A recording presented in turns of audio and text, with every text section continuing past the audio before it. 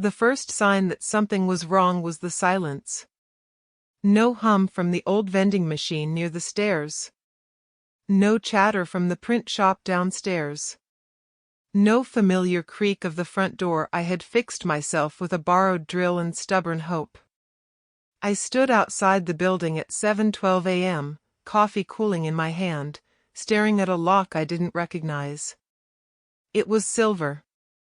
New. Clean. Not the scratched brass one I'd used for years. I told myself it was a mistake. Must be a mix-up, I muttered, fishing my keys from my pocket. My hands were already shaking, though I didn't know why yet. The key didn't fit. I tried again. Harder. Nothing. "Hey," I said, knocking on the glass. "Hello?" The reflection staring back at me looked older than it had yesterday. Same jacket. Same tired eyes. But something was off, like the ground had shifted and my body hadn't caught up yet. That's when the security guard came around the corner. He was tall, broad-shouldered, wearing a navy uniform I'd approved myself last year. "Can I help you?" he asked, already suspicious. "I'm the owner," I said automatically. "The lock, someone changed the lock." He frowned and checked a clipboard. "Name?" I gave it. He didn't look up. "I've got Marcus Hale listed here," he said. "You're not authorized to enter." The words bounced around my head without landing. "Marcus?" I laughed once, sharp and confused. "That's my partner. I handle this building. I rebuilt this place." The guard finally met my eyes. There was no anger there. Just routine. "Sir," he said calmly, "you need to step back from the door." I felt the first crack then. Not pain. Not anger. Disbelief. "Call Marcus," I said. "He'll clear it up." The guard shook his head.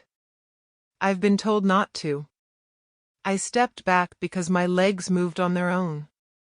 I stared at the door again, at the sign I'd painted myself after the renovation. Hale and Company. Commercial Suites. I had joked about the name when Marcus suggested it. "Sounds official," he'd said, grinning. "Better than two guys who are still figuring it out," I'd replied. We'd laughed. God, we'd laughed a lot back then. My phone buzzed. A text. "Marcus, we need to talk." "Not here." My stomach dropped so fast I thought I might throw up. I called him. Straight to voicemail. "Marcus," I said when the beep hit, my voice already cracking. "What the hell is going on? Call me back." 10 minutes later, tenants began arriving. First was Mrs. Patel from the accounting office. She froze when she saw me standing outside. "Oh," she said softly. I didn't know you'd be here." "What do you mean?" I asked. She hesitated. Looked at the guard. Looked back at me. "They said there was a change," she said. "New management." My ears rang. Next came Liam from the bike repair shop. He wouldn't meet my eyes at all. Then Carla from the design studio upstairs. She hugged her laptop to her chest like a shield. No one asked me what happened. No one asked if I was okay. They just walked past me, one by one, into a building I no longer belonged to. The guard finally spoke again. "Sir, I'm going to need you to leave the premises." "I built this place," I said quietly. "Those floors were rotten. The wiring was illegal. I slept on a mattress in the back office for 3 months fixing it." He shifted uncomfortably. "I'm sorry." That was worse than yelling. I stepped away, my coffee spilling onto the concrete. I didn't even notice the burn. Across the street, I sat on the curb and called Marcus again. This time, he answered. Hey, he said, too calm. Too smooth. I figured you'd find out this morning. Find out what? I snapped. Why can't I get into my own building? There was a pause. A deliberate one. The lease is no longer in your name, he said. The words landed like a punch I didn't see coming. What? I whispered. I transferred ownership, he continued. Legally. It was necessary. Necessary for who? My voice rose. People were staring now. I didn't care. For the business, he said. You were slowing things down. I laughed again, but it came out wrong. I rebuilt that place while you handled emails. And I handled the contracts, he said flatly. Which you trusted me with. My mouth went dry. You wouldn't, I said. You can't. We agreed. We agreed verbally, he cut in. Paperwork says something else. The sidewalk felt suddenly unsteady. So that's it? I asked. You lock me out? No warning? I didn't want a scene, he replied. I looked back at the building. At the tenants inside. At the sign with his name on it. You're stealing from me, I said. No, he said softly. I'm protecting what I built. The call ended. Just like that. I sat there long after the guard went back inside and the street noise swallowed everything. My phone lay useless in my hand. I kept replaying the last year in my head. Marcus insisting he handle the lease renewal. Marcus telling me not to worry about the legal language. Marcus saying, we're family, man. I believed him. That was the worst part. Not the lock. Not the humiliation. Not even losing the building. It was realizing the moment I handed him trust, he had already decided how much it was worth. When I finally stood, my legs felt hollow. I walked away without looking back. But even as I told myself there had to be a mistake, some clause, some error, I felt it settling in my chest. Cold. Heavy. Permanent. This wasn't an accident. This was betrayal. And it came from the one person I never thought I'd have to protect myself from. I didn't go home right away. I walked. No direction. Just forward. Every step felt wrong, like I'd been pushed out of my own life and hadn't figured out where to land yet. Cars passed. People laughed. Someone yelled into a phone. The world kept moving like nothing had happened, and that made me angry in a quiet, dangerous way. By the time I reached my apartment, the sun was already high. I unlocked the door, dropped my keys on the counter, and stood there staring at the wall. The silence inside was heavier than the one outside the building. No phones ringing. No tenants asking questions. No Marcus pretending everything was fine. I sat down on the couch and finally let myself breathe. That's when my phone buzzed again. Group chat, Founders Friday. I hadn't been removed yet. Jake, crazy news about the building. Didn't expect that. Lena, hope everyone's okay. Tom, Marcus said it was unavoidable. My chest tightened. I typed, deleted, typed again. Me, unavoidable how? 3 dots appeared under Marcus's name. Then disappeared. Jake replied instead. Jake, man, Marcus told us you couldn't keep up financially. Said he had to step in. I stared at the message until the words blurred. Couldn't keep up. I thought about the nights I slept on that office floor. The weekends I skipped meals to pay contractors. The money I poured in while Marcus talked about long-term strategy. I typed slowly. Me, that's not true. Seconds passed. Then minutes. No one replied. I threw the phone onto the cushion beside me and rubbed my face with both hands. My skin felt tight, like it didn't belong to me anymore. A knock hit the door. I jumped. Another knock, softer this time. I opened it to see Elena. She stood there with her arms crossed, eyes scanning my face like she was already preparing for disappointment. "You okay?" she asked. "No," I said. "But I will be." She stepped inside anyway. We sat across from each other, the coffee table between us like a line neither of us wanted to cross. She kept glancing at her phone, then back at me. "Marcus called me," she said finally. "Of course he did." "And?" I asked. She hesitated. That pause hurt more than anything she could have said. "He said you knew this was coming," she continued. "That you were struggling and didn't want to admit it." I laughed. Not because it was funny. Because if I didn't, I might break something. "So that's the story now," I said. "I just failed." She didn't answer right away. "Elena," I said quietly. "Look at me." She did. "You've seen what I put into that place," I said. "Every night. Every dollar. Do you really think I'd just walk away?" Her eyes softened, but not enough. "I don't know," she said. "Lately, you've been stressed. Distant." "Because I was fixing the building," I snapped. Then lowered my voice. "For us. For the future." She sighed. "Marcus said?"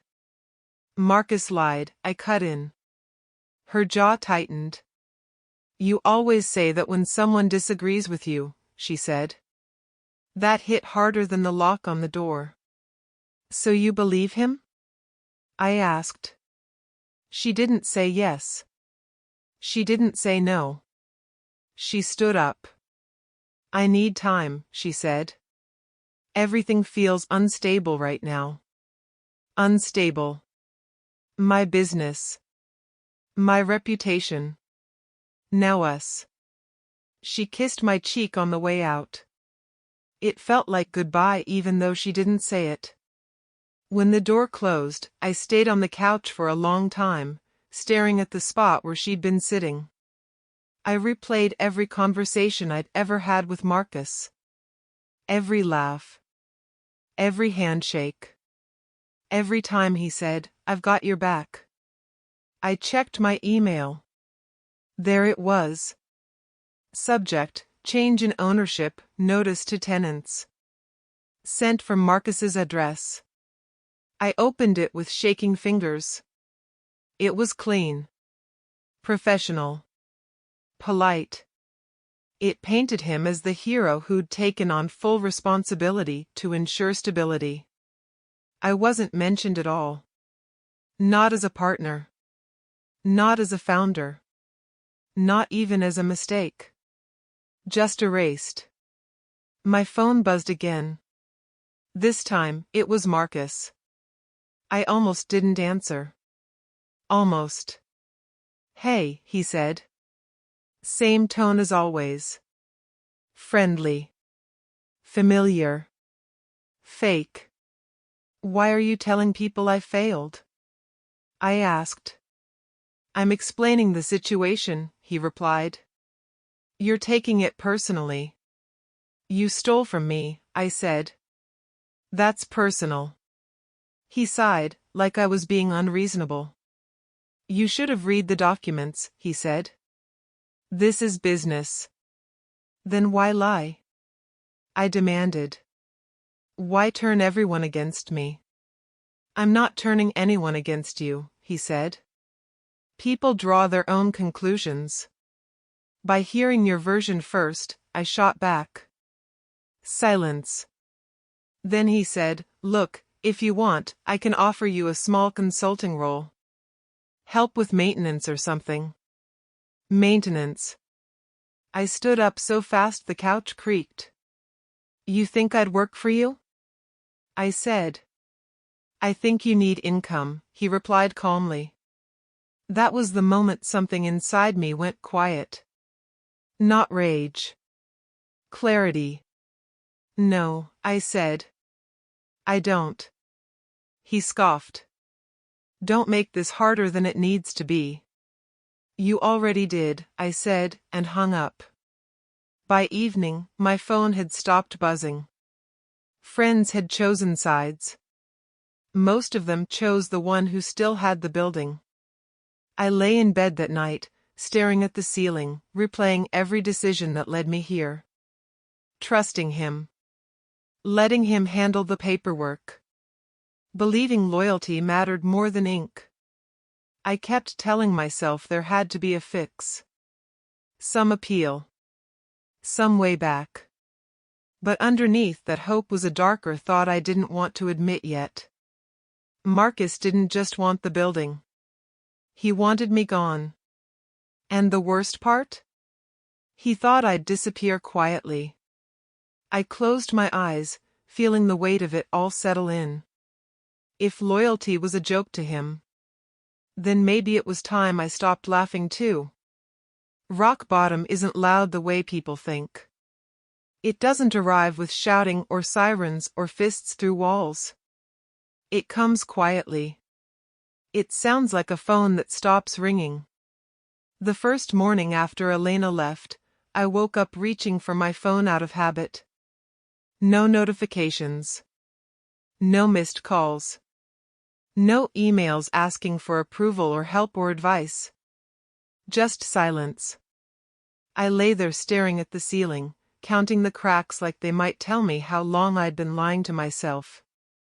The apartment smelled stale, cold coffee and last night's rain drifting in through the cracked window. I checked my bank account. The number on the screen felt unreal. Like it belonged to someone else. I laughed once. Then again. Then I stopped because my chest tightened too hard. By noon, I was sitting at the small kitchen table with a stack of unopened mail. Past due notices. Utility warnings. One envelope from a contractor I still owed money to for the roof repair on the building. The building I no longer owned. I slid that one aside. I wasn't ready for it yet. A knock hit the door. I froze. For half a second, I thought it might be Elena. Or Marcus. Or someone coming to explain the whole thing had been a mistake. I opened the door slowly. It was Mr. Hale. Not Marcus. This Hale was older, late 60s, maybe early 70s. Gray hair cut short, posture stiff like he'd spent his life refusing to bend. I'd met him years ago when he'd rented one of the ground floor units temporarily. A retired investor who liked to talk too much and listened even better. "I was nearby," he said. "Thought I'd check on you." I stepped aside without thinking. He looked around the apartment, taking in the mess, the unopened mail, the look on my face. "Rough week?" he asked. "That obvious?" I said. He sat across from me at the table. Didn't rush. Didn't pry. "Marcus told me you lost the building," he said finally. I clenched my jaw. That's one way to put it. "He didn't tell me how," Mr. Hale said. "That's why I came." I stared at the table. At the scratches I'd never bothered fixing. "He took it," I said. "Legally." Mr. Hale nodded slowly. "And you signed?" "I trusted him," I replied. The words tasted bitter. "That's not an answer," he said gently. I sighed. I didn't read every page. He handled the paperwork. There it was. Out loud. The mistake. Mr. Hale leaned back. May I ask you something uncomfortable? I shrugged. Pretty sure I've passed that stage. What exactly did you sign away? I frowned. The lease. Ownership. Ownership of what? He pressed. The building, I said. Isn't that obvious? He didn't smile. Buildings have layers, he said. Ownership. Control. Rights. Revenue. I looked up at him. You're saying. I'm saying, he interrupted, that people like Marcus rarely take everything at once. They take what they think you'll never question. The words settled heavy in my chest. I shook my head. It's done. I've checked the deed. His name's on it. Did you check the subleases? He asked. I opened my mouth. Closed it. I hadn't. Mr. Hale stood. I won't insult you by giving false hope. But if you want, I'll look at the documents. Why? I asked. Why help me? He paused at the door. Because I've been Marcus, he said quietly. And I've been you. I know which one sleeps better. After he left, I didn't move for a long time. Then I pulled out my laptop. I dug through old emails. Attachments. Scanned contracts. Renewal notices. Agreements I'd signed at midnight after 12-hour workdays. My eyes burned. My head throbbed. But somewhere between page 12 and 13 of a lease addendum, I heard it. A sound. Not in the room. Inside my chest. It was small at first. Like a click. I reread the paragraph. Then again. My breath caught. The subleases, the agreements with the tenants, were still under my LLC. Marcus had transferred the main lease, but the income rights. I wasn't sure yet. But for the first time since the lock didn't turn, something shifted. That night, I didn't sleep.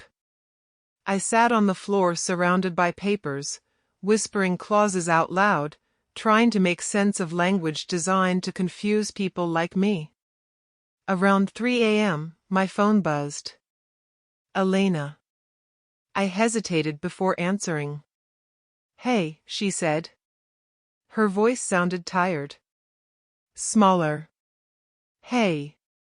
I talked to Marcus again, she said. He said you're not taking this well. I laughed softly. That's generous of him. There was a pause. I didn't want to believe he'd do this, she said. But things aren't adding up. They never do, I replied. Not until it's too late. She sighed. I'm sorry. It wasn't an apology. Not really. I need space, she added. I hope you understand. I did. Because rock bottom has another sound too. It sounds like letting go. After the call ended, I went back to the papers. I stopped thinking about Elena. About Marcus. About fairness. I thought about facts. Ink. Dates. Signatures. By sunrise, my eyes were bloodshot, but my hands were steady. I wasn't sure yet if I could fix this.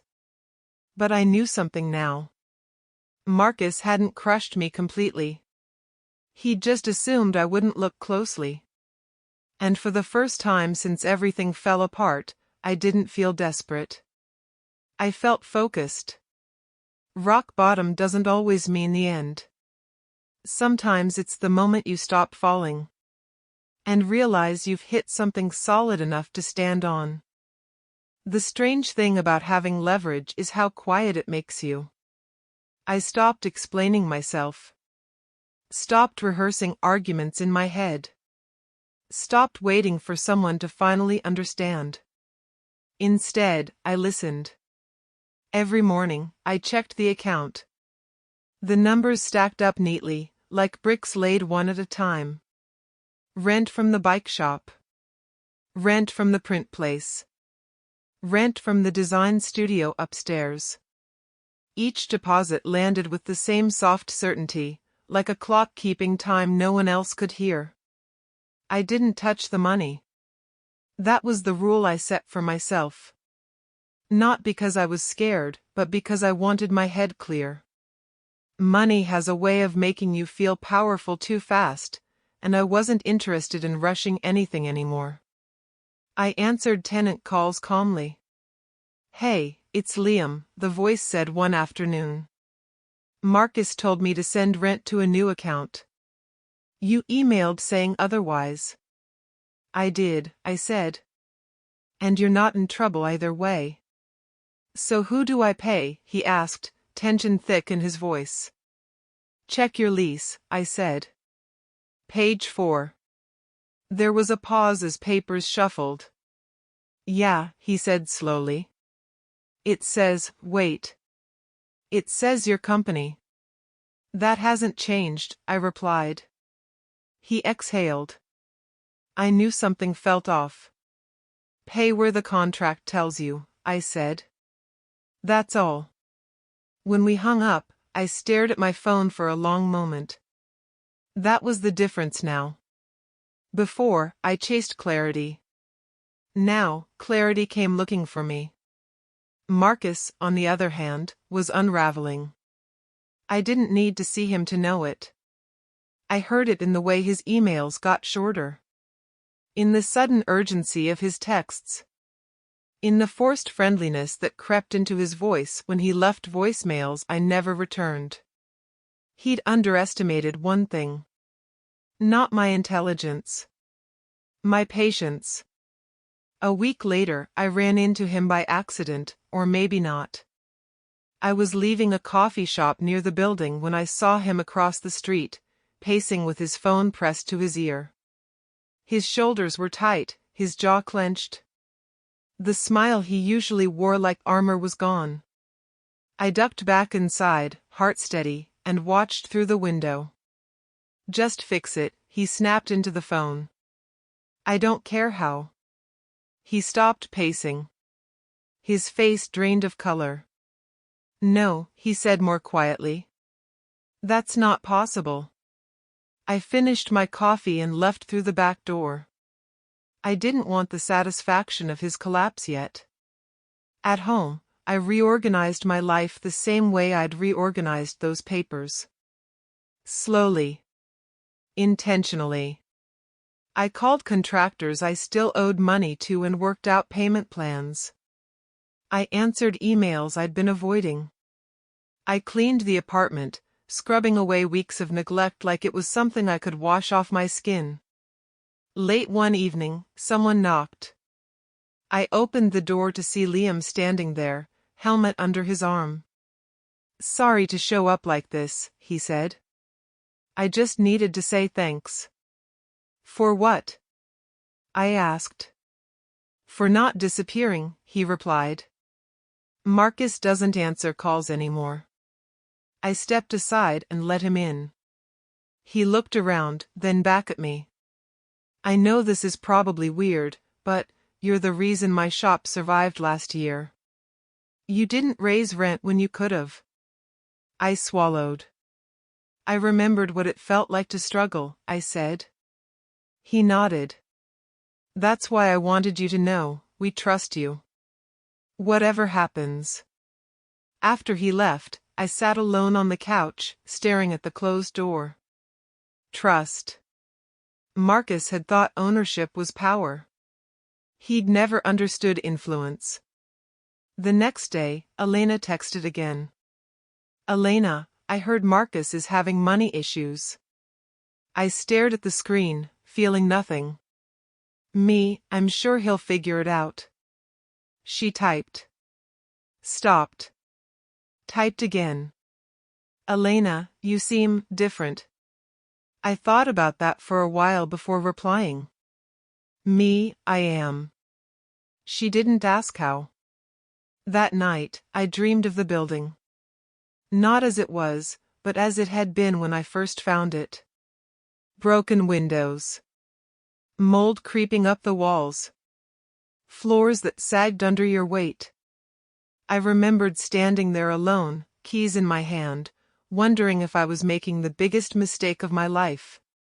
I woke up before dawn, heart pounding, and realized something. I'd survived worse than Marcus. The following week, the calls started coming faster. Tenants confused. Vendors unpaid. A bank rep asking questions I didn't answer. I forwarded everything to Sandra. She replied with one line. Let it unfold. So I did. I walked past the building every few days, never going in. I watched tenants glance around, uncertainty written on their faces. I watched Marcus's car appear later and later in the morning. One afternoon, I saw him standing in the lobby, arguing with Carla from the design studio. His hands moved too much. His voice carried through the glass. She shook her head and walked away. He slammed his fist against the wall. I turned and left. That night, my phone rang. Unknown number. I answered. Are you enjoying this? Marcus demanded. I smiled, not because he was hurting, but because I wasn't. No, I said. I'm handling my business. You're strangling mine, he snapped. You strangled it yourself, I replied calmly. I'm just letting the paperwork speak. You think you're smarter than me? He hissed. I think you stopped reading, I said. Silence. Then, quieter, we can fix this. I leaned back in my chair. We already are, I said, and ended the call. For the first time since everything fell apart, I slept without dreaming. Not because things were resolved, but because I wasn't running anymore. I was watching. And shadows are only scary when you don't understand how still they are. Marcus had spent his whole life rushing toward power. I had learned something better. How to wait. The strange thing about having leverage is how quiet it makes you.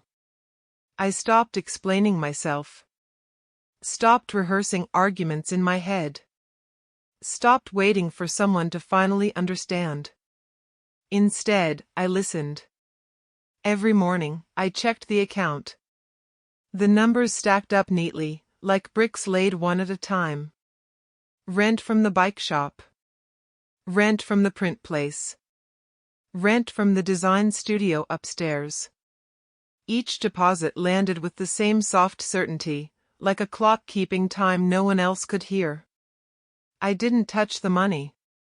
That was the rule I set for myself. Not because I was scared, but because I wanted my head clear. Money has a way of making you feel powerful too fast, and I wasn't interested in rushing anything anymore. I answered tenant calls calmly.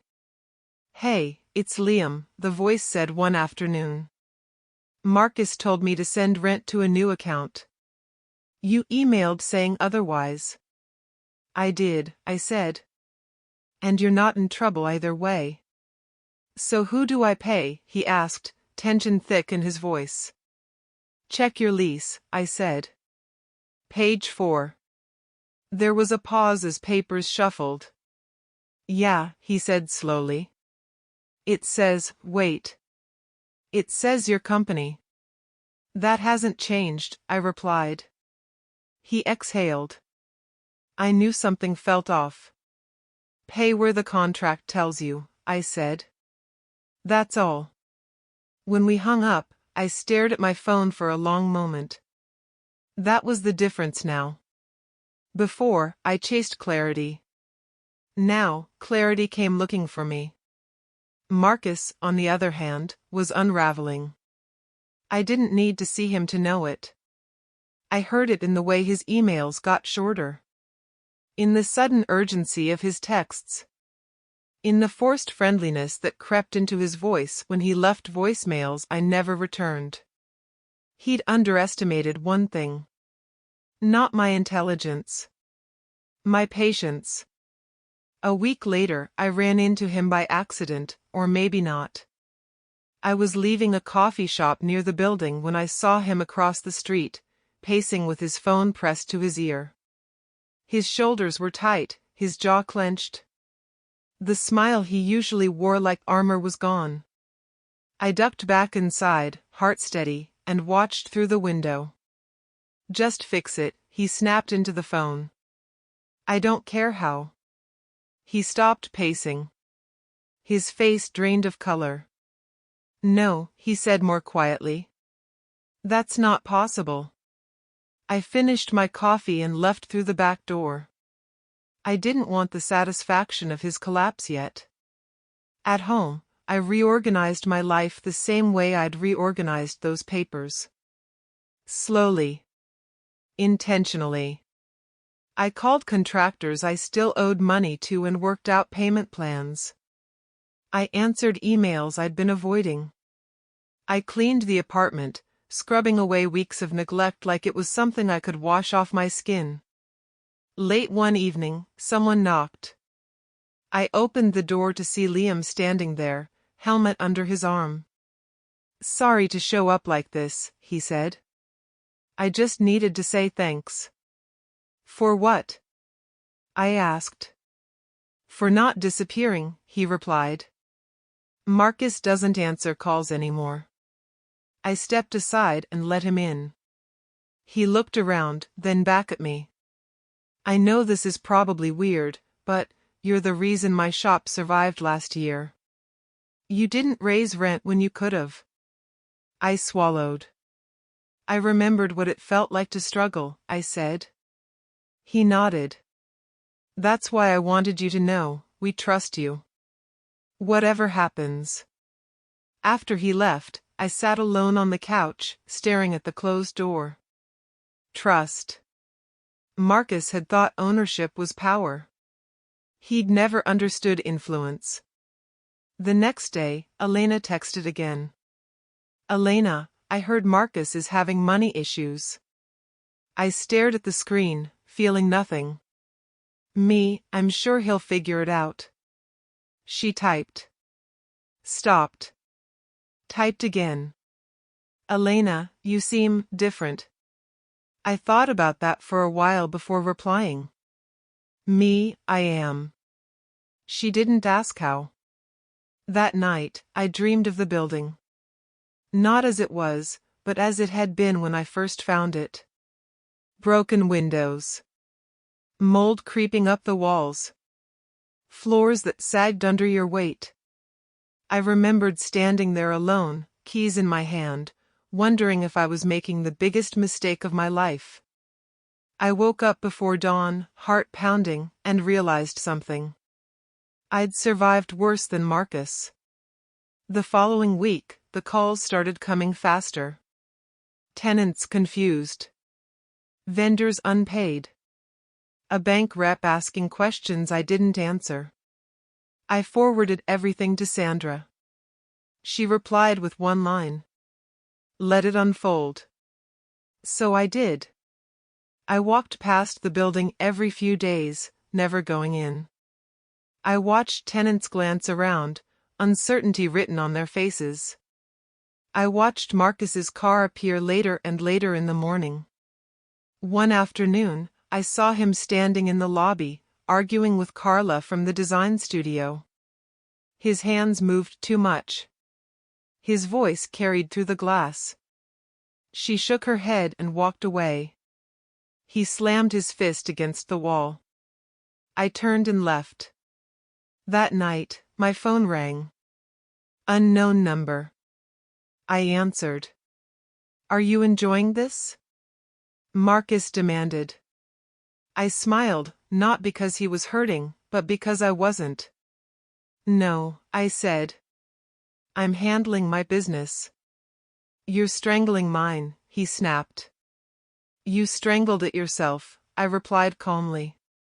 I'm just letting the paperwork speak. You think you're smarter than me? He hissed. I think you stopped reading, I said. Silence. Then, quieter, we can fix this. I leaned back in my chair.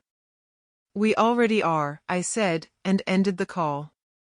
For the first time since everything fell apart, I slept without dreaming. Not because things were resolved, but because I wasn't running anymore. I was watching. And shadows are only scary when you don't understand how still they are. Marcus had spent his whole life rushing toward power. I had learned something better. How to wait. Marcus asked to meet on a Tuesday. That alone told me everything. He hated Tuesdays, said they felt unproductive, awkwardly placed in the week. He preferred meetings when he felt in control. Fridays, when people wanted things to end smoothly. Mondays, when everyone was still hopeful. Tuesday meant pressure. Lobby. Noon, his text read. No greeting. No signature. I didn't reply. I showed up anyway. The building smelled the same as it always had, cleaner than it used to be, thanks to upgrades I'd overseen myself. New lights. Fresh paint. The elevator that no longer groaned like it was dying. Marcus was standing near the front desk, arms crossed, foot tapping. He was dressed sharper than usual, like confidence could be worn if tailored well enough. When he saw me, his face shifted. Not anger. Not relief. Confusion. You came, he said. I said I would. I replied. He didn't smile. That was new. Let's talk privately, he said, gesturing toward the office that used to be mine. I followed him in. The desk was the same one we'd dragged in together. The chair behind it was new. Leather. Expensive. Still stiff from not being used enough. Marcus didn't sit. You're diverting funds, he said. I leaned against the wall. I'm receiving rent. That money belongs to the building, he snapped. It belongs to the contracts, I corrected. You should read them again. His jaw tightened. A muscle in his cheek jumped. You're trying to embarrass me, he said. I shook my head. I didn't ask you to lie to people. That's not fair, he shot back. Neither was locking me out, I said calmly.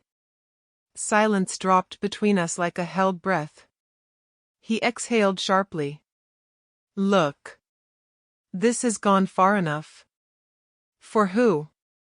I asked. For both of us, he said. Tenants are nervous. Investors are asking questions.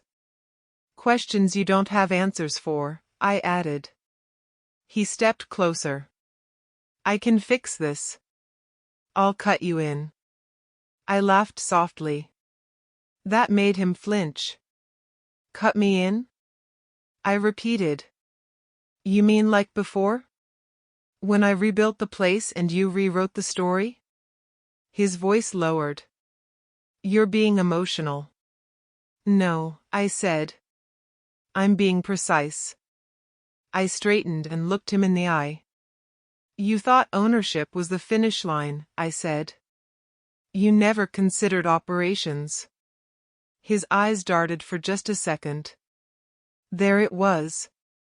The crack. You don't get to lecture me, he said. I took the risk. You took the credit, I replied. I took the labor. That's business, he snapped. Then this is too, I said. He ran a hand through his hair. What do you want?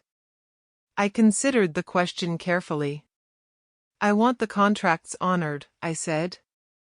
Nothing more. And if I don't? He asked. I shrugged. Then nothing changes. He stared at me, searching for something, anger, maybe. Threats. Desperation. All he found was calm. That scared him. You're enjoying this, he said finally. I shook my head again. I'm done reacting. He scoffed. You think you've won. I think you rushed, I replied. That's when the door opened. Elena stood there. Her eyes widened when she saw us together. I didn't know you were meeting, she said to Marcus. He didn't answer her. His attention never left me. This doesn't concern you, he said sharply. She frowned. Everything concerns me now. She turned to me. Is it true? Is what true? I asked. That you're still collecting rent. Marcus spun toward her. Don't. Yes, I said simply. Her eyes flicked back to Marcus. You told me he was out. I told you what I thought, Marcus said quickly. You told me he failed, she said. That he mismanaged everything. I watched something fragile break behind her eyes. I handled the leases, I said gently. He handled the story. She took a step back. You lied to me, she whispered to Marcus. This is between us, he snapped. No, she said firmly. It isn't. She looked at me again. Why didn't you tell me? I did, I replied. You weren't ready to hear it. Her shoulders slumped. Marcus laughed, sharp and hollow. So this is what you're doing now? Turning people against me? I met his gaze. People turn when the ground shifts. He looked around the office like it might side with him. You think they'll choose you, he said. You don't even own the building. I smiled then. Just a little. I own the trust, I said. That's when he lost it. You're nothing without me, he shouted. The words echoed. Elena flinched. I didn't. I was something before you, I said quietly. And I'll be something after. I turned toward the door. We're not finished, Marcus called after me. I paused. You're right, I said. But this meeting is. I walked out without another word. Outside, the air felt lighter. Elena followed me. I'm sorry, she said. I should have believed you. I stopped walking. I don't need apologies, I said. I need honesty. She nodded slowly. I don't think I know him anymore. I do, I said. That's the difference. She reached for my hand, then stopped herself. I need time, she said again. This time, I meant it when I said, take it. She watched me walk away. Behind us, through the glass, I saw Marcus still standing there, alone, staring at the space I'd left behind. The smile he wore so easily before was gone. Replaced by something unfamiliar. Fear. And fear, I knew now, was louder than any lock clicking shut. The power shift wasn't coming. It had already happened. Marcus just hadn't accepted it yet. Karma doesn't kick down doors. It doesn't shout. It doesn't announce itself with speeches or warnings. It waits. The week after my meeting with Marcus, I stayed invisible on purpose. No visits to the building. No calls returned unless they were strictly necessary. I let the system breathe, the way Sandra advised, like a trap that works best when you stop touching it. Marcus, meanwhile, was making noise. I heard it through other people. Carla from the design studio emailed asking for clarification about conflicting instructions. The bank left 2 voicemails in one afternoon. A vendor called my personal phone, one Marcus didn't know I still had access to, asking why invoices hadn't been paid in weeks. I forwarded everything to Sandra. She replied with the same sentence she always did. Let it unfold. So I did. One evening, I walked past the building again, not to watch, but to remind myself I could. The lobby lights flickered like they were tired. A sign near the elevator read temporary delays, thank you for your patience. That sign used to be my handwriting. Now it felt like a confession. Inside, Marcus's office light burned late. I saw his silhouette pacing, phone pressed to his ear, shoulders hunched like he was trying to outrun something that stayed close no matter how fast he moved. I didn't feel joy. That surprised me. I felt distance. A clean, emotional distance that told me I'd already stepped out of the mess while he was still sinking deeper into it. The next morning, my phone rang. Unknown number. I answered. This is Nina Brooks, the woman said.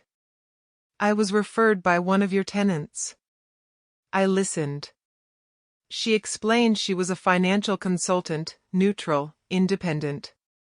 She'd been contacted by multiple tenants confused about who was actually in charge. They wanted stability. Someone who answered questions without spinning stories. I don't pick sides, she said. I follow paper. I like paper, I replied. We met that afternoon. Nina was direct. No wasted words. No emotional padding. She laid out the reality plainly. Marcus owned a building with no operational trust. I controlled income streams with no public authority. Together, it was chaos. Apart, it was a slow collapse for him. You're holding leverage, she said. But leverage expires if you don't decide who you want to be. That stuck with me. Do I look like I'm enjoying this? I asked.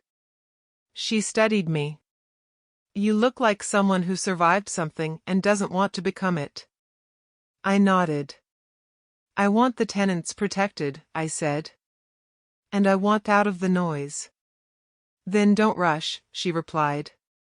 Let gravity do what it always does. Gravity didn't disappoint. By Friday, Marcus called again. This time, his voice sounded different. Smaller. Can we talk? He asked. No demands. No edge. I'm listening, I said. I made a mistake, he said quickly. Too quickly. I should have handled things differently. I leaned back in my chair, staring at the ceiling. You handled them exactly how you wanted to, I said. A pause. I didn't expect this, he admitted. The pressure. The questions. Neither did the tenants, I replied. I can fix it, he said. If you help me. There it was. The ask. What does help look like to you? I asked. We merge things back. You come on officially. We present a united front. I closed my eyes. This was the moment revenge stories were built on. The moment where I could twist the knife, reclaim the spotlight, make him feel small. Instead, I felt tired. I won't lie for you, I said.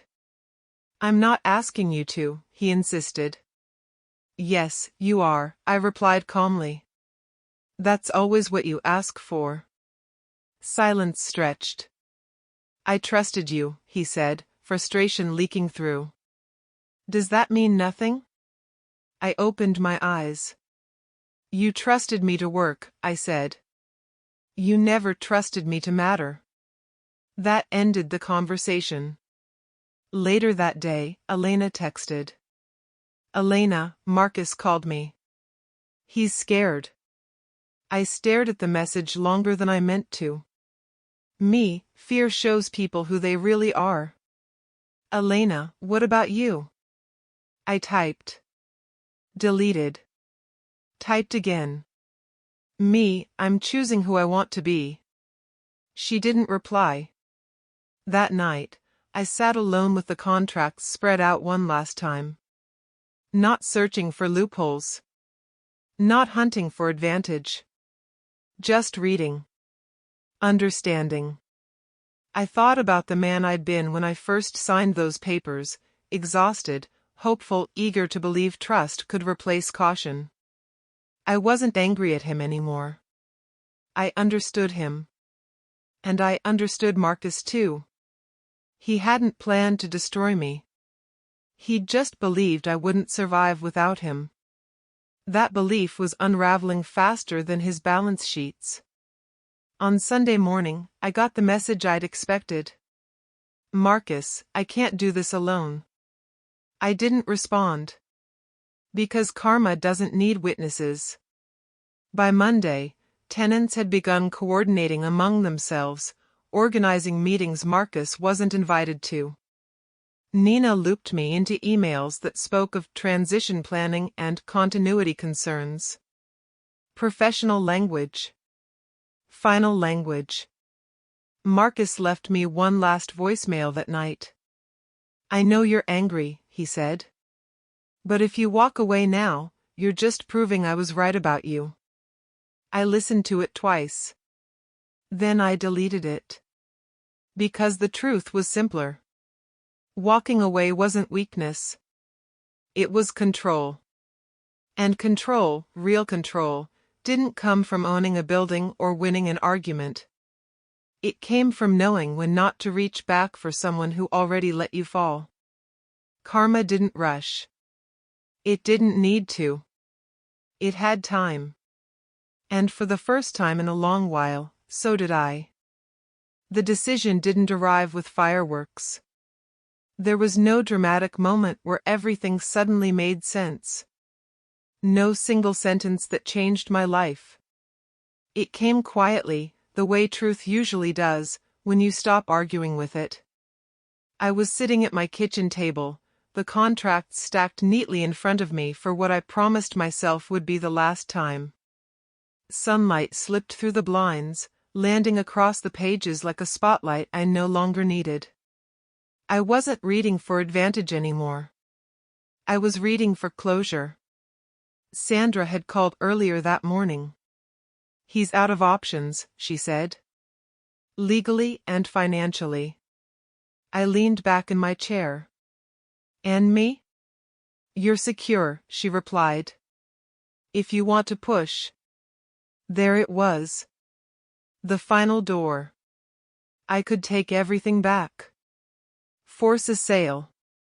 Strip Marcus down to the consequences he'd earned in public view. No mercy. No ambiguity. I thanked her and ended the call. Then I sat there, staring at the table, listening to the sound of my own breathing. Revenge had carried me this far. But it didn't feel like something I wanted to carry any further. My phone buzzed. Nina. Nina, tenants want clarity. They're asking who they should trust going forward. I typed slowly. Me, tell them I'll honor every contract. No surprises. A moment later. Nina and Marcus? I stared at that question longer than any legal document. Me, he'll answer for himself. That afternoon, I went to the building. Not to confront him. Not to reclaim a desk or office. I went to walk through it. The lobby was quieter than I'd ever known it. People spoke in low voices, like they were inside a church or a hospital. When they saw me, they nodded. Some smiled. One tenant clapped me lightly on the shoulder. You always showed up, he said. That was enough.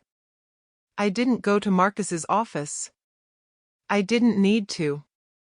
Instead, I met with tenants in the shared conference room, the one I'd designed with long tables and warm lights because I believed business worked better when people felt human. I told them the truth. Not my version. Not his. Just the facts.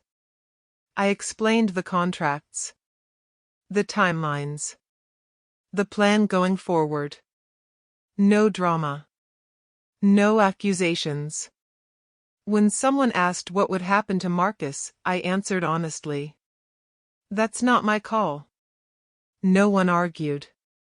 After the meeting, Elena was waiting near the exit. She looked nervous. Unsure. Like someone standing in the doorway of a house they weren't sure they were welcome in anymore. You didn't have to come, I said gently. I wanted to, she replied. We walked outside together. I see it now, she said. What he did. What you went through. I nodded. Seeing it late still hurts. I know, she whispered. And I don't expect forgiveness. We stopped at the corner. I cared about you, she said. I still do. I believed her. And that made it harder. I'm not the same person you left, I said. And I can't go back to who I was. She swallowed. Neither can I. We stood there in silence, letting that be true without forcing it to become something else. When she left, I didn't feel empty. I felt resolved. That night, Marcus called. I answered. His voice cracked before he said a word. I'm losing everything, he admitted. I closed my eyes. I know, I said. You could stop it, he said. You already won. I didn't win, I replied. I survived. There was a long pause. Please, he said. I'll fix it. I swear. I believe you want to, I said. I just don't believe it's my responsibility anymore. You're really going to let this happen, he said, disbelief edging his voice. I'm going to let it finish, I replied. He exhaled, shaky and defeated. I trusted you, he said. And I trusted you, I said back. That's why this hurts. When the call ended, I sat in the dark for a long time. I thought about the man I'd been when this started, angry, reactive, desperate to be seen as right. I thought about who I was now. Calmer. Clearer. Still scarred, but standing. The next morning, I signed the final documents. Not to destroy Marcus. Not to save him. To separate. Clean lines. Clean exits. No shared control. No shared lies. By noon, the process was irreversible. Marcus was finished. And so was the chapter of my life that revolved around him. That evening, I stood outside the building one last time. I didn't feel triumph. I felt something better. Peace. I hadn't needed to shout. I hadn't needed to take revenge with my hands. I had chosen patience over pride. Integrity over ego. And in doing so, I'd chosen who I wanted to become. Not a victim. Not a villain. Just a man who learned, too late, but not too late, that control isn't about holding on. It's about knowing when to let go. The first check came in on a Monday. Not a wire transfer. Not an email notification. A paper check, clean, official, deliberate. I held it in my hands longer than I needed to. Not because I didn't trust it, but because I wanted to feel the weight of it. Ink. Paper. Proof. For months, rent had been numbers on a screen, quiet confirmations that the ground beneath me was solid again. This was different. This felt like punctuation at the end of a long sentence. I walked to the building with the check folded in my pocket. No rush. The lobby doors opened smoothly. No guards stopped me. No looks of confusion. People nodded as I passed, like this was how things had always been meant to be. It wasn't ownership that changed that. It was presence. Liam waved from his shop.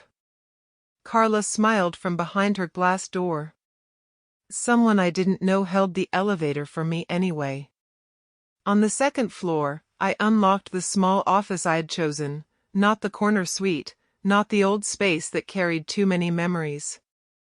Just a clean room with a window and a desk. I set the check down and sat. For the first time since everything started, I wasn't bracing for the next blow. I was here. Nina stopped by later that morning. Tenants are settled, she said. Payment schedules are clean. No surprises. Good, I replied. She studied me for a moment. You okay? I thought about the question. I am, I said honestly. I didn't expect that. She smiled. Most people don't. After she left, I walked the building floor by floor. Not inspecting. Not correcting. Just seeing. The paint I chose still held. The lights I installed still worked. The elevator hummed without complaint. Every detail carried a memory, long nights, tired decisions, hope stitched into routine. I didn't feel ownership over the walls. I felt responsibility. Around noon, my phone buzzed. A number I recognized but hadn't saved. I let it ring twice before answering. I just wanted to tell you, Elena said. I heard things finally settled. They did, I replied. I'm glad, she said softly. For you. There was no edge in her voice this time. No guilt. No trying to reopen doors that had already closed themselves. Thank you, I said. We talked for a few minutes. About nothing important. About work. About weather. When the call ended, I didn't stare at the phone afterward. That felt like progress. In the afternoon, I met with the tenants again, not for announcements, not for reassurance. For listening. They talked about small things. Broken hinges. Late deliveries. A holiday schedule. Normal problems. The kind that only exist when chaos is over. When the meeting wrapped up, Liam lingered. You know, he said, rubbing the back of his neck, when this all started, I thought you'd come back swinging. So did I admitted. But you didn't, he said. You just stayed steady. I smiled. Steady lasts longer. He nodded. Yeah. It does. After everyone left, I locked up and walked out into the evening. The city felt quieter than usual, or maybe I just wasn't listening for threats anymore. I crossed the street and looked back at the building. No anger. No regret. Just a structure doing what it was meant to do, holding people up. My phone buzzed one last time that day. A notification from the bank. Deposit confirmed. I didn't open the app. I didn't need to. I knew what it said. Later that night, alone in my apartment, I poured myself a drink and sat by the window. The city lights flickered like distant stars. Somewhere out there, Marcus was figuring out who he was without the story he'd built around himself. I didn't wish him harm. I didn't wish him luck either. I wished him honesty, because that was the only thing that ever really collected its due. I thought back to the morning the lock didn't turn. How small I'd felt. How sure I was that everything had ended. I'd been wrong. What ended wasn't my future. It was my illusion.